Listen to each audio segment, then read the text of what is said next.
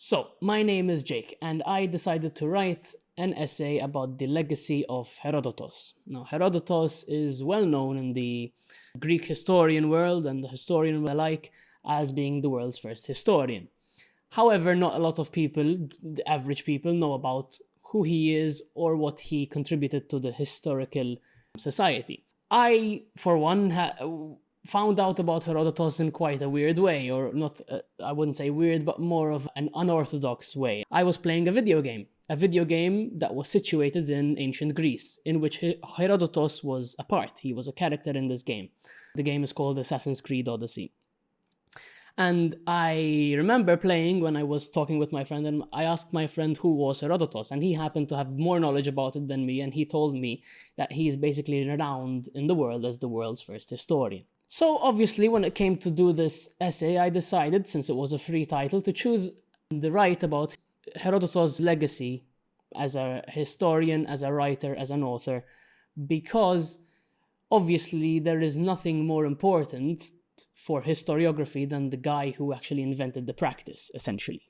Or at least in my opinion, he did. So, what is the most impressive achievement of Herodotus' writings, in my opinion? After researching, I think it's quite clear that his innovative writing style, his emphasis on all information, specifically that he felt bound to write everything that he was told, even if he himself did not believe it, as there's a famous quote that runs by, which is quite relevant. So, not only that, but the most important thing that he did was to combine storytelling with history. So essentially, the previous version of history by Greeks was, okay, so we had this war happen, that war happened, and then this other war happened. But they gave essentially no context as to the causes of each war, the people involved, and whatnot. But Herodotus changes things completely.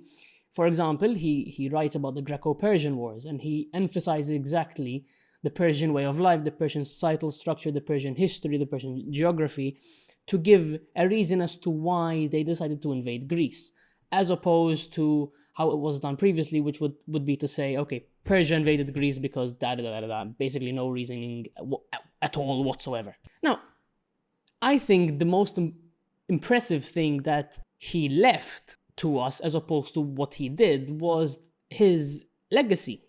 Because his legacy is not just essentially the foundation of history as a scholarship, as an academic practice, but his legacy left behind in pop culture. I mean, the story of 300, the famous 300 Spartans at Thermopylae, is a story written by Herodotus. Not a lot of people know that, obviously, but everyone knows the story nowadays because of the movie. And as I said previously, obviously the game that I played, I found out who Herodotus was from, was based in ancient Greece, which was obviously, because Herodotus is the most reliable, or at least the most important, relied on source for ancient Greek knowledge, the game was based on his writings. So in a way, ironically, he wrote the inspiration for what would make a game about the same place 2,500 years before the game was made, which is quite an interesting thing to conceptualize. Now, I decided to choose this title, to write about Herodotus, for two main reasons. One, obviously, I like history, so I decided to write about history as opposed to literature, even though literature obviously is quite nice in itself. I'm more interested in the historical backgrounds of things. But secondly, and most importantly, Herodotus is the father of historiography.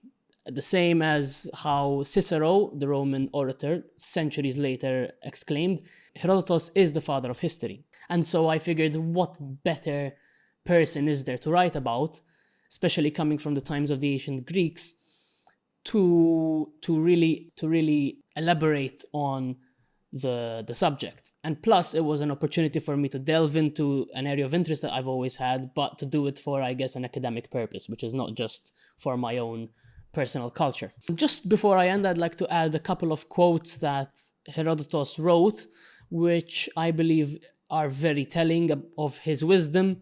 Not just as a person who wrote history, he was a very wise man.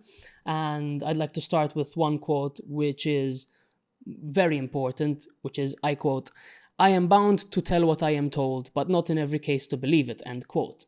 It's essentially reflecting the a lot of the critiques that he gets, which is that, okay, Herodotus is very valuable, but he gets things very wrong, or he's very inaccurate, or he just straight up lies, which the counter argument to that is not necessarily that he straight up lied, it's more of that he wrote everything he was told, as he himself says, even if he did not believe such things. I mean, there are stories of ants that dug up gold, for example, which during writing it obviously sounds completely hogwash, but in the 1990s there were scientists that found that there were large animals that dug up gold dust in the Himalayas, which is a sort of close enough area to might have been not necessarily fabricated, but more so possibly misleaded. Another quote, which is, I believe, an exemplar of the wisdom of Herodotus, is, quote, "Great deeds are usually wrought at great risks," quote. I believe this is quite self-explanatory. It's obvious that for any person, any man or woman to do something incredible, they need to do that at perilous risk. There is nothing done in a great sense that does not involve great personal loss and sacrifice. But the last quote that I have, and which is one that truly I think resonates with the world nowadays and always has been throughout history, is his reflection about the grim reality of war, in which he says, quote, "In peace, sons bury fathers, but war violates the order of nature, and fathers bury sons," end quote. I think this is very important, as it highlights that even 2,500 years ago, we had people wise enough to realize the grim reality of war, and despite that, we still nowadays rage on with war as if it was the convenient thing to do, when all it leads to is the disruption of the order of nature, as Herodotus puts it. And with that, I'd like to conclude. Thank you for listening, and I hope you've enjoyed it.